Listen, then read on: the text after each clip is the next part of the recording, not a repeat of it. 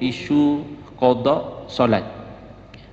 Jadi selama ini kita sudah biasa, ya, kalau tinggal solat qada, sengaja atau tak sengaja, yang penting kita tinggal solat maka kita qada. Tetapi kebelakangan ini kita diperkenalkan dengan pandangan yang mengatakan qada solat ini hanya untuk orang yang tinggal solat dengan tidak sengaja. Tapi kalau kita itu sengaja, malaslah solat, maka yang itu tidak wajib qada. Kita diperkenalkan dengan pendapat sebegini, maka kita jadi confused.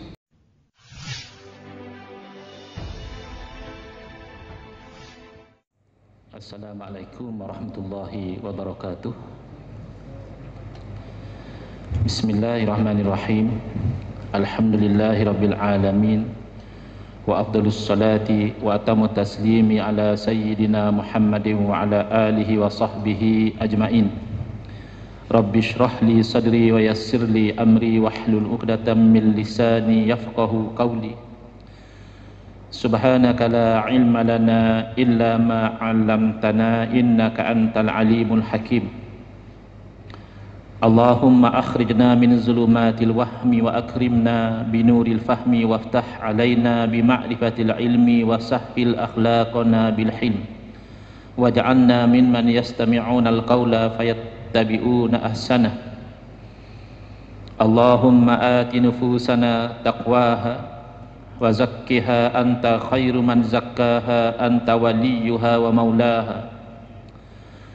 Allahumma arinal haqqa haqqan warzuqna ittiba'ah wa arinal batila batilan warzuqna ijtinabah.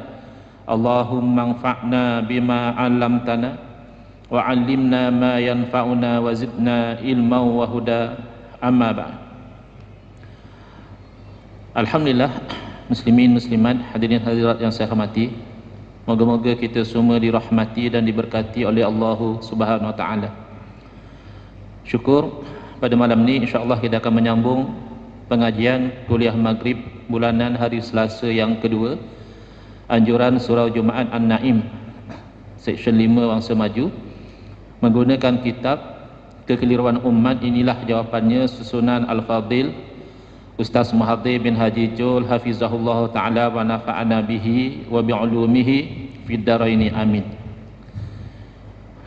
Sebelum kita pergi kepada tajuk, insya-Allah membawa manfaat, ya, untuk kita refresh perkara yang sudah lama, ya, kita tidak refresh tetapi penting untuk kita amalkan, iaitu untuk kita sama-sama menjaga adab, ya, di dalam majlis ilmu. Lama dahulu kita pernah kongsikan 3 adab yang zahir dan 1 adab yang batin yang insya-Allah dalam mana-mana majlis ilmu yang kita hadiri kita boleh terus amalkan. Pertama, daripada adab yang zahir, sekiranya kita tidak ada sebarang keuzuran, pilihlah cara duduk yang sesuai dengan majlis ilmu, salah satu dari 3. Sama ada kalau kita mampu duduk sebagaimana duduk kita di dalam tahiyat awal ataupun antara 2 sujud, duduk iftirash, ataupun mungkin agak lemah, cara itu kita boleh duduk dengan duduk tawarruk, iaitu duduk sebagaimana di dalam tahiyat akhir. Atau kita ada pilihan yang ketiga, iaitu duduk tarabbuh, ya, duduk bersila. Ini adalah 3 cara duduk yang sesuai, yang kalau kita lengah, ya, kita tukar antara salah satu daripada 3 ini, elakkan, ya, sekiranya tidak ada keuzuran, daripada seumpama melunjurkan kaki, memeluk lutut dan seumpama dengannya. Yang kedua, kita berikan sepenuh perhatian, ya, kepada majlis ilmu. Pertama, dengan tidak kita itu bersembang-sembang, berlawak jenaka, atau menyebutkan diri kita dengan handphone, kecuali handphone itu memang kita gunakan kaitannya dengan majlis ilmu. Saya tahu, ya, ada antara jemaah-jemaah masjid atau surau, ketika majlis ilmu dia akan mencatat poin-poin kuliah dalam handphone dia. Nanti selepas kuliah dia akan touch up dan dia akan kongsikan kepada grup WhatsApp dan sebagainya. Kalau begitu, ya silakan. Yang ketiga, kita hormati apa-apa yang menjadi wasilah perantaraan antara kita dan ilmu, sama ada makhluk yang bernyawa, ya, cikgu, ustaz, kiai, maulana, syekh, ya, dan sebagainya. ataupun yang tidak bernyawa, seumpama kitab. Kalau kita itu kuliah yang berkitab, maka kitab itu kita muliakan dengan tidak kita letak di atas lantai atau kita tindih dengan sesuatu seperti kunci kereta, handphone. Sebaliknya, kitab itu kita ribai atau kita letak di atas rihal. Lebih-lebih lagi kitab agama ni biasanya ada ayat suci Al-Quran, ada hadis-hadis Nabi sallallahu alaihi wasallam. Macam mana cara kita duduk? Adakah kita bersembang, bermain telefon? Adakah kita ada menghormati kepada guru, kepada peralatan pengajian kita? Itu orang dapat lihat dan orang dapat rasakan. Satu adab yang batin, ini tidak ada orang tahu. Hadza sirrun bainal abdi wa rabbih. Ini adalah rahsia antara hamba dan Tuhannya, iaitu ikhlasun niyati lillahi ta'ala. Ikhlaskan niat semata-mata kerana Allah. Lebih-lebih lagi macam kuliah maghrib ni bukannya ada satu kewajipan, bukan macam di universiti ambil attendance, tak cukup 80%, tak boleh sit for exam. Ini sukarela. Jadi alang-alang kita sukarela berada dalam majlis ilmu, maka kita hadirkan niat, ya Allah, moga-moga hadirnya saya dalam majlis ilmu ini menjadi sebab engkau redha kepada saya, dan moga-moga ilmu ini membawa manfaat dunia dan juga akhirat. Tidak sedikit kita lihat di zaman kita orang yang banyak ilmu, wallahu alam apa yang silap, bahkan dia membawa banyak mudarat kepada masyarakat. Masyarakat menjadi bergaduh, menjadi keliru, menjadi pelbagai fitnah-menfitnah dan sebagainya. Baik, kita sampai ke muka surat 179, iaitu subtopik yang ke-12 dalam bab yang ke-8 berkaitan tentang fiqh, hukum hakam, iaitu isu qada solat. Jadi selama ini kita sudah biasa kalau tinggal solat qada, sengaja atau tak sengaja, yang penting kita tinggal solat maka kita qada. Tetapi kebelakangan ini kita diperkenalkan dengan pandangan yang mengatakan qada solat ini hanya untuk orang yang tinggal solat dengan tidak sengaja. Seumpama dia tinggal solat kerana tertidur, penat sangat, dekat-dekat nak zuhur, tidur, jaga-jaga pukul 5.30, dah asar, dah lajak asar, zuhur tak semayang, atau lupa, sibuk-sibuk rasa macam dah solat, fikir-fikir balik, ya Allah, tak solat tadi, lupa. Yang macam ini ia wajib qada. Tapi kalau kita itu sengaja malas solat, maka yang itu tidak wajib qada. Kita diperkenalkan dengan pendapat sebegini, maka kita jadi confused, jadi keliru. Yang kita belajar selama ni tak betul lah. Jadi itulah tujuan Ustaz Muhadhir masukkan subtopik ini. Moga-moga dengan penerangan yang diberikan itu dapat menghilangkan kekeliruan. Pendapat yang tahqiq, yakni yang benar, yang tepat dalam perkara qada, yakni qada solat. Ada pendapat yang mengatakan orang yang meninggalkan solat dengan sengaja tidak perlu qada, tetapi yang meninggalkannya kerana tertidur atau terlupa wajib qada. Bila? Apabila bangun, yakni dari tidur, atau ingat daripada lupa. Apakah pendapat yang tahqiq, yakni yang tepat dalam perkara ini? Jadi kalau ikut soalan tu, kalau kita boleh bayangkan anak kita yang belajar di universiti misalnya, duduk di asrama, alhamdulillah misalnya anak kita ni bagus, tak tinggal solat, bahkan pergi solat di masjid. Katakanlah bayangkan di UAE ni, anak kita ni waktu-waktu solat dia pergi solat di masjid. Jadi satu bilik katakan 4 orang, anak kita seorang, kawan dia 3 orang. Jadi balik daripada solat subuh, dia tengok ada kuliah subuh misalnya, sampai-sampai waktu subuh dah habis, kawan-kawan masih tidur 3 orang. Jadi dia tanya, kawan dah semayang subuh ke belum? Seorang jawab, dah, pas semayang aku tidur balik, selesai. Seorang lagi, 2 orang lagi jawab, kami tak solat subuh. Lalu tanya, kenapa tak solat? Yang seorang tu jawab, aku tak sedar, target nak bangun tadi, tak sedar. Kau balik, kau kejut ni baru aku sedar. Bangun, qada. Yang seorang lagi, kau kenapa tak solat? Saja aku malas. Kau tak payah qada. Cuma nanti kau taubat lah. Ini natijah praktikal dia, ya. Kalau kita terima pandangan sebegini, practically itu yang akan berlaku, ya. Kalau orang tu sengaja tak payah qada, kalau tak sengaja wajib qada, ya. Jawapan, orang yang meninggalkan solat dengan sengaja wajib mengqadanya dengan segera. Ini kalau ikut ulama-ulama kita, ya, dalam mazhab, dia membezakan wajib qada. Cuma yang tinggal dengan sengaja dia tak boleh tangguh, dia kena qada sesegera mungkin. Berbeza dengan yang lupa tadi atau yang tertidur, ya, wajib qada juga, tapi tak apalah, makan nasi dulu, ya, atau buat kerja lain dulu, nanti qada.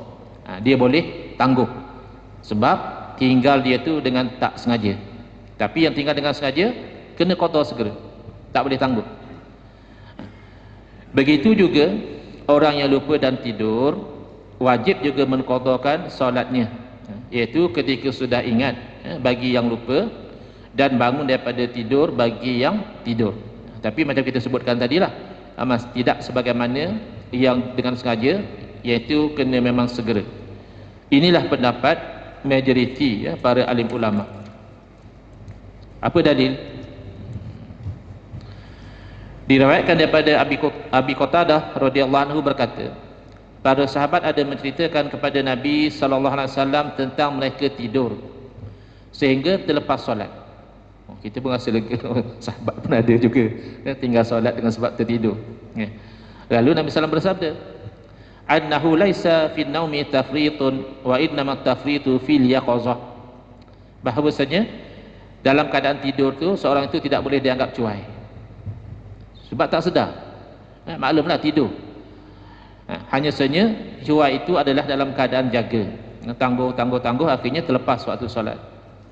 Fa idza nasiya ahadun salatan aw nama anha falyusalliha idza dzakaraha.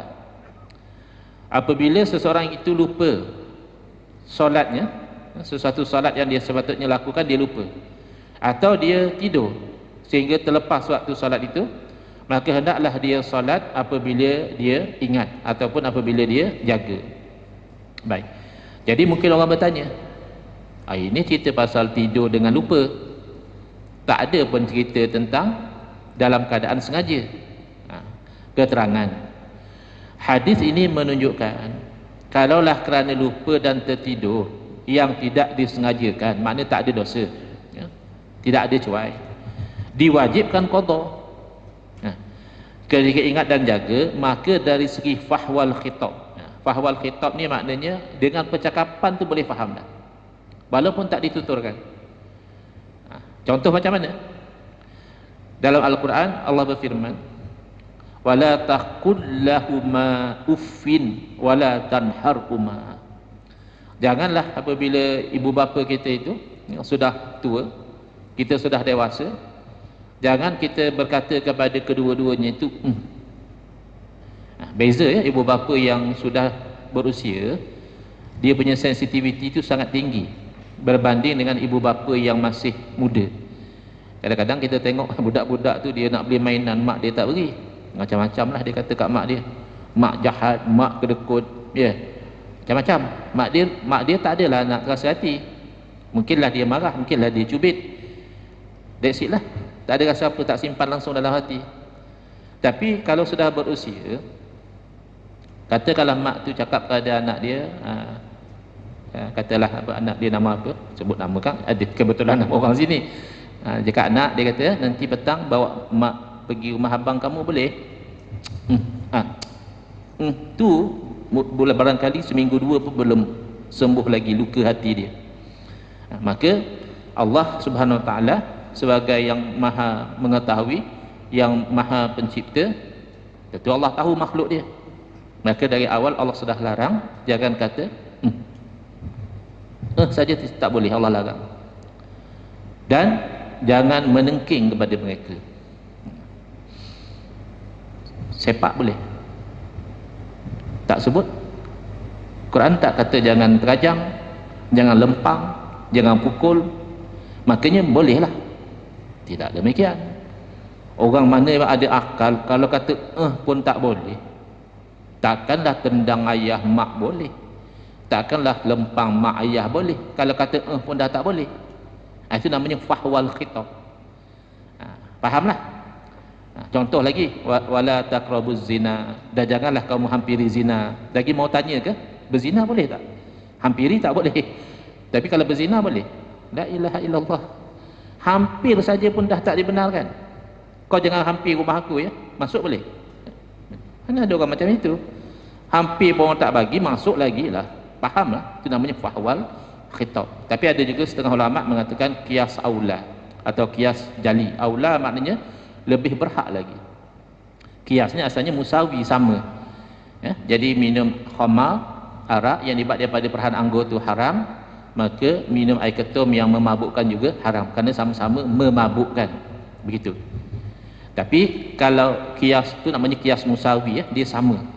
Tapi kalau qiyas aula, yang ada nas tu berbanding dengan yang tak ada nas, yang tak ada nas tu lebih berhak lagi.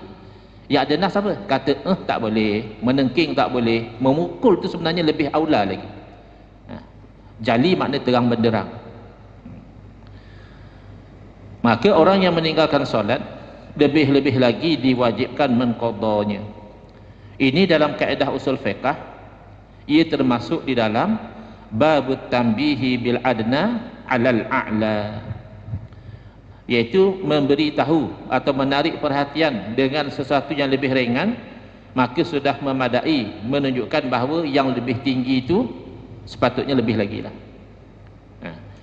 Nabi SAW bersabda misalnya, fadainullahi ahaqqu ay yuqda, maka hutang Allah itulah lebih berhak untuk ditunaikan atau untuk dibayar Kerana ada orang bertanya tentang ibunya yang bernazar untuk buat haji tapi meninggal. Jadi patut tak dia buat haji bagi pihak? Sepatutnya Nabi SAW boleh saja jawab, ya kamu buat haji bagi pihak ibu kamu. Tapi Nabi SAW nak mengajar bahawa manusia itu memahami agama menggunakan akal juga. Jadi Nabi SAW tanya, kalaulah ibu kamu tu ada berhutang dengan orang, adakah kamu tolong bayar? Jadi orang itu jawab, ya sudah tentulah, takkan nak biar ibu kita itu mati dalam keadaan tak bayar hutang. Maka Nabi SAW kata, maka hutang Allah lebih berhak untuk dibayar. Itu namanya qiyas aula. Sebab manusia mungkin lupa, Allah tak lupa, Allah mengetahui. Jadi ini namanya qiyas aula. Cuba perhatikan bagaimana ulama memahami. Kerana asalnya dia wajib sembahyang, bila dia keluar waktu dalam keadaan dia sengaja tak sembahyang, itu sepertinya dia berhutang kepada Allah Ta'ala. Dalam kitab Fathul Mu'in pada hamish i'anatul talibin disebutkan, wa yubadiru man marra bifaitin wujuban in fata bila udhrin falyalzamu qada'u fawran. Maka wajiblah menyegerakan oleh orang yang meninggalkan solat untuk mengqada solat yang luput, jika yang luput itu tanpa ada uzur, maknanya sengaja, maka wajiblah diqada segera. Qala Syekhuna Ahmad bin Hajar, dan berkata Al-Imam Ibn Hajar rahimahullah ta'ala, walladhi yazharu annahu yalzamuhu sarfa jami'a zamanihi lil qada'i ma'ada ma yahtaju li sarfihi fima la budda minhu wa annahu yahrumu alaihi tatawwu'. Maka orang yang macam ni, yang dia dulu sengaja tinggal solat, dia masih ada lagi solat yang belum qada, maka yang zahirnya bahawa dia itu, mana pendapat yang kuatnya adalah lazim dia itu menggunakan seluruh masa dia untuk qada, kecuali yang dia berhajat lah. Takkan sampai tak makan qada solat, takkan sampai tak bekerja, takkan sampai tak tak buang air, yang tak dapat tidak tu tak qada lah, time tu time makan lah, time ke tandas lah, time bekerja ya bekerja lah. Tapi lahir daripada tu kena qada. Sekira-kira haram ke atas dia tu melakukan solat sunat. Kerana yang sunat tu kalau ditinggal pun tak masalah, bukan satu benda yang dia tak boleh tinggal. Dari tadi kena kerja, kalau tak kerja kena cari makan, kena makan, kena ke tandas, ya. Tapi solat sunat tak buat pun tak apa. Kenapa kamu buat yang sunat kamu tak qada? Maka itu diharamkan ke atas dia melakukan pekerjaan-pekerjaan sunat. Sampai ke tahap itu, ya, orang yang tinggal solat dengan sengaja.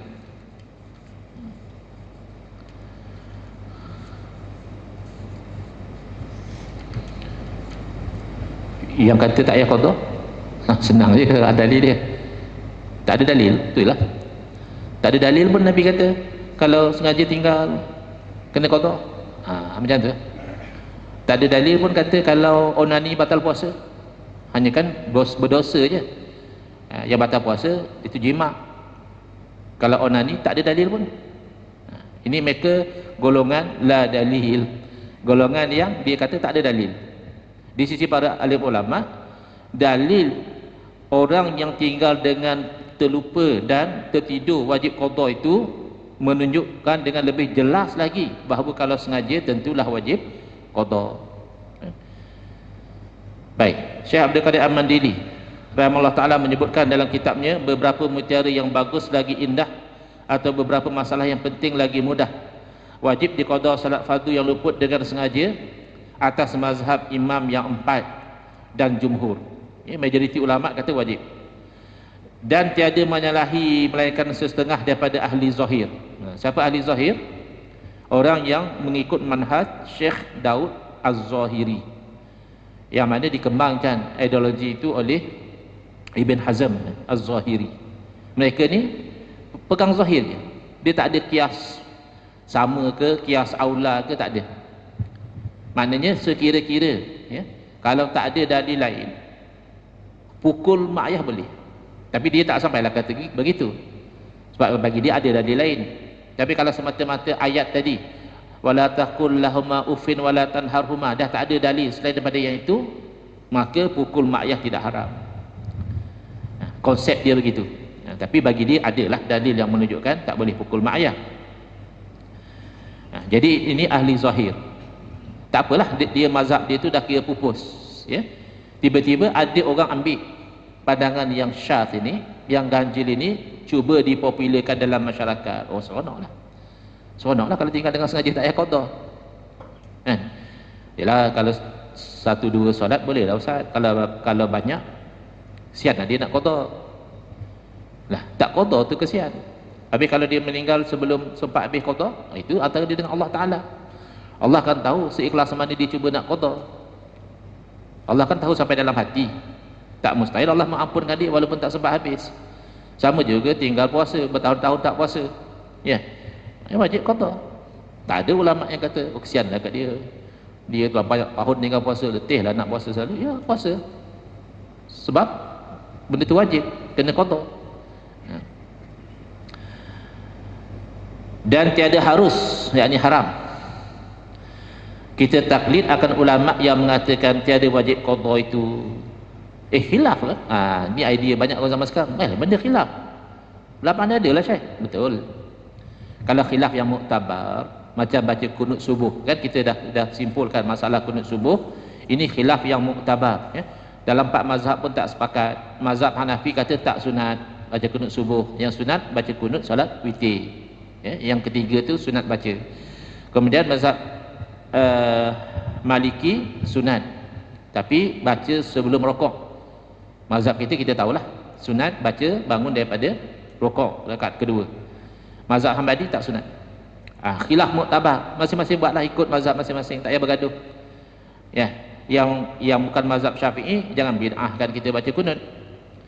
Yang kita mazhab Syafi'i tak payahlah marah kawan-kawan kita Bangladesh, Pakistan, ya, atau daripada Arab, ya, yang pegang Hanafi, Hambali tak baca kunut, tak ada masalah. Ini khilaf muktabar. Tetapi yang mengatakan tinggal solat dengan sengaja tak wajib qada, itu bukan khilaf yang muktabar, kerana bersangatan dhaifnya dan kerana menyalahi ia akan kias aulawi. Kias yang aula, bukan kias yang sama. Yang didiamkan itu lebih berhak lagi dengan hukum tersebut. Kadang-kadang mereka ni hadis dhaif, mereka nak tolak secara total. Kita terima hadis dhaif dalam bab fadilat, targhib menggalakkan, tarhib menggerunkan, bab sirah dan sebagainya kita terima. Yang tu dia sensitif. Tak langsung tak mau pakai hadis dhaif, seolah-olah hadis dhaif itu palsu. Tapi kaul yang dhaif dia minat pula. Maka tak kala wajib qada akan solat yang luput kerana lupa serta tiada ada dosa padanya, maka lebih aula wajib qada atas yang meninggalkan solat dengan sengaja yang berdosa. Dengan sebabnya berkata syair, walaisa kullu khilafin jaa mu'tabara illa khilafun lahu hazzun minan nazari. Bukanlah setiap khilaf itu dianggap dia tu muktabar. Mentang-mentang ada khilaf kita kutip, kita jaja pada orang ni ada khilaf. Bukan. Kecuali khilaf yang ada habuan daripada dalil. Maknanya khilaf yang muktabar, ya. Yang tidak muktabar tak boleh kita kutip, jaja kepada orang ramai. Al-Imam An-Nawawi rahimahullah ta'ala dalam syarah Muslim menyebutkan, seorang yang meninggalkan salat fardu wajib mengqadanya. Jika meninggalkannya kerana uzur yang memaksa, maka qada boleh dilambatkan, tetapi sunat menyegerakan. Kerana ayalah ajal maut dah tahu. Memanglah kita niat nak qada nanti, tapi belum tentu nak qada besok masih hidup. Nak qada malam ni belum tentu. Jadi sunat disegerakan, tapi boleh ditangguhkan.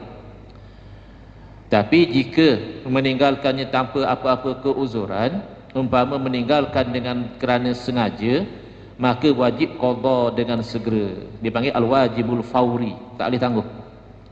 Menqada solat yang banyak ditinggalkan hendaklah diqada mengikut tertib cara ditinggalkan. Yang dahulu didahulukan dan yang kemudian dikemudiankan, ya. Tapi kalau dia tak ikut tertib masih sah. Tapi ikut tertib tu sunat. Kata dia yang ditinggal mula-mula tu zuhur, dia asar pun dia tinggal, ya, maghrib pun dia tinggal, isyak pun dia tinggal, besok menyesal, ya, teringat aku kena semayang, maka zuhur dulu, asar dulu, itu maksudnya tertib. Tapi kalau dia start dengan isyak dulu, jadilah qada tu, tak dapatlah pahala sunat tadi.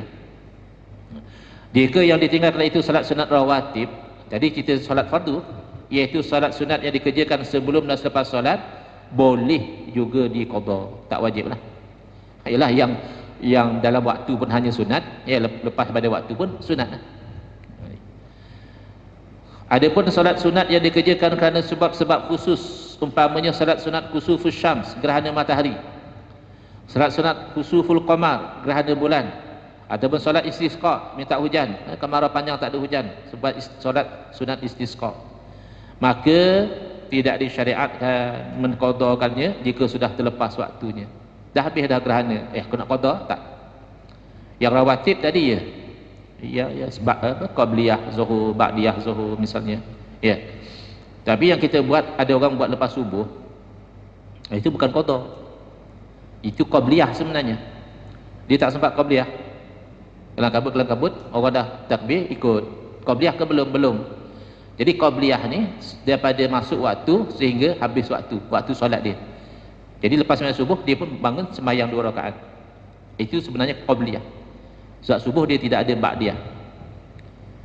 Bila dia qada, misalnya dia lepas sembahyang subuh habis waktu teringat, aku tak sembahyang sunat fajar, masa tu dia qada. Sebab waktu subuh pun dah habis.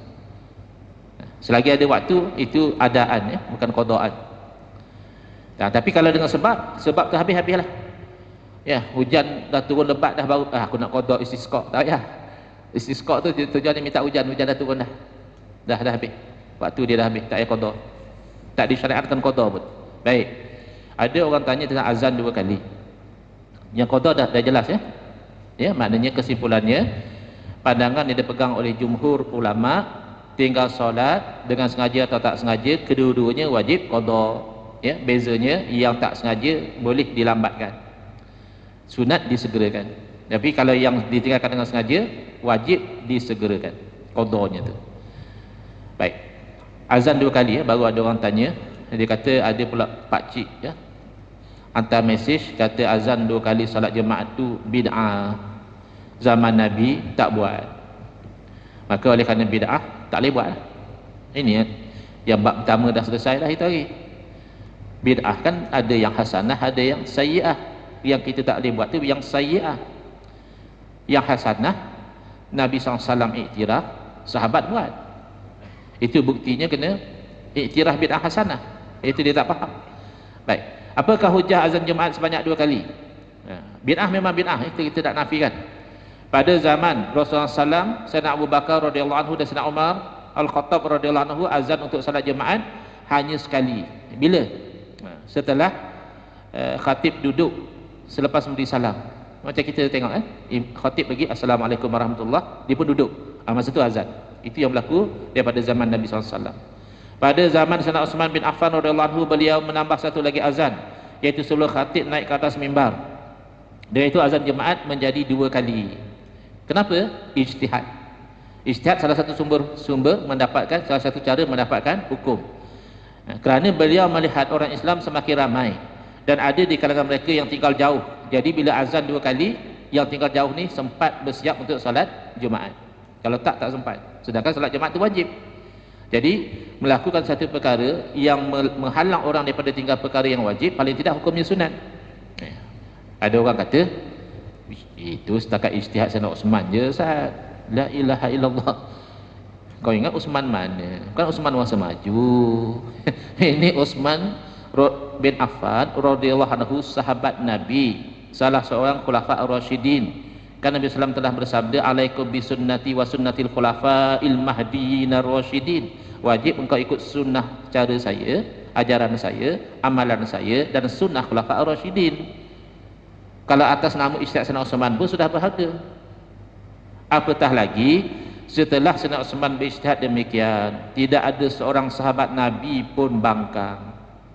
Semua okey. Semua tak komplain. Ini namanya ijma' sukuti. Konsensus ataupun implied consensus. Kesepakatan yang boleh difahami kerana sahabat Nabi kalau tak betul akan bangkit bangkang. Sayyidina Umar radhiyallahu anhu yang garang, yang tegas pun perempuan kadang-kadang bangkang, tak setuju. Berhujah dengan Sayyidina Umar, ada kala Sayyidina Umar terima. Bila perempuan tu bawa dalil gini-gini pada Quran, Sayyidina Umar terima. Sayyidina Umar silap, kata dia, perempuan tu betul. Tapi bila sahabat semua diam, berarti itu ijma' secara sukuti. Sukut maknanya diam. Maka orang yang menolak bid'ah hasanah dalam urusan agama, dia telah melanggar ijma'. Azan urusan agama. Mereka katakan bid'ah ni hanya boleh urusan dunia. Ya, buat rakaman video boleh lah, ini urusan dunia. Ya, pasang aircon, naik kapal terbang, guna komputer, guna WhatsApp, itu urusan dunia. Azan urusan dunia ke urusan agama? Azan ni macam nyanyi-nyanyi ke apa? Hiburan saja ke apa? Kan urusan agama. Kenapa sahabat tak komplain? Kerana hasanah. Kerana bid'ah ini menghalang orang daripada tinggal salat Jumaat. Macamlah zaman kita ni, bid'ah melantunkan bacaan Quran sebelum salat Jumaat.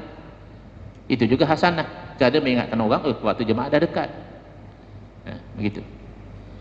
Baik, hujah insya-Allah dalam kuliah yang akan datang, kerana waktu isyak sudah hampir. Cuma nak beritahunya, nanti kuliah akan datang saya akan baca insya-Allah. Syekh Ibn Utsaimin dan Syekh Ibn Baz, kedua-duanya ulama besar Arab Saudi, juga memfatwakan bahawa azan 2 kali solat Jumaat itu adalah sunnah. Ini orang kata lebih pandai daripada ulama Arab Saudi ni. Tak tahulah, belajar 4 tahun di Arab Saudi, lebih Saudi daripada Saudi. Ulama Arab Saudi pun terima azan 2 kali. Memang diamalkan pun di sana. Wallahu a'lam. Ya. Jadi seorang yang telah duduk dan tujuh, apakah masih dia ditanggungjawabkan untuk bersolat? Selagi dia akal dia masih elok, wajib solat. Cuma keuzuran dia itu akan memberi kesan pada cara solat dia. Mungkin kalau tak mampu berdiri, duduk. Kalau tak mampu duduk, baring. Tak mampu juga dengan pergerakan badan, dengan isyarat mata. Syarat akal dia belum rosak. Kadang ada orang tua terlampau tua, dia dah nyanyuk. Itu dah hilanglah taklif dia. Dah tak tahu apa dah. Kadang dia rokok dulu, sujud, dia memang otak dia dah tak fungsi elok. Yang tu taklif dia terangkat. Tapi selagi otak dia berfungsi elok, cuma dia uzur dari segi jasad fizikal dia, maka dia diberi kelonggaran untuk solat mengikut kemampuan dia. Boleh dia dengan isyarat mata pun boleh. begitu. Jadi tak menjadi tanggungjawab orang yang bersama dengan dia untuk menentukan dia solat. Kalau dia wajib solat, yang bersama dengan dia kena bantulah anak-anak dia ke. Tapi kalau nampak dia pun dah nyanyuk, dah tak wajib lah. Sebab syarat mukallaf tu akal tu berfungsi elok. Sama ada orang tu gila atau terlampau tua hingga akal dia sudah tidak berfungsi elok, ketika itu tidak mukallaf lagi, tidak wajib lagi. Wallahu a'lam. Bismillahirrahmanirrahim. Alhamdulillahirabbil alamin wassalatu wassalamu ala asyrafil anbiya wal mursalin wa ala alihi wa sahbihi ajmain.